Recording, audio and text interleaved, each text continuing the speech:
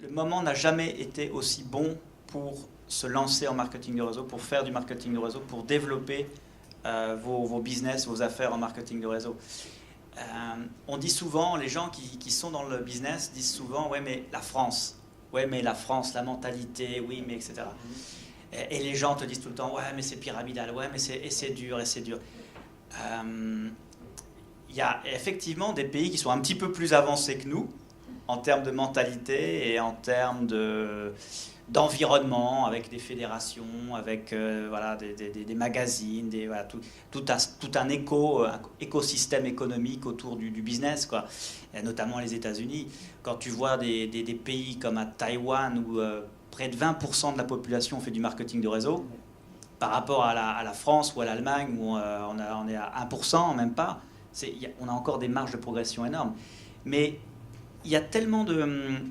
Et ça aussi, c'est grâce à Internet, c'est-à-dire que la communication sur le business, les efforts des uns et des autres, avec notamment en France la fédération qui depuis pas mal d'années a fait pas mal de choses avec le statut VDI que vous connaissez, on arrive à un moment donné de maturation où justement le marketing Internet amène un apport business colossal pour développer, et non plus que en France, mais directement à l'international aussi. Et ça, j'avais des discussions avec des leaders il y a quelques temps.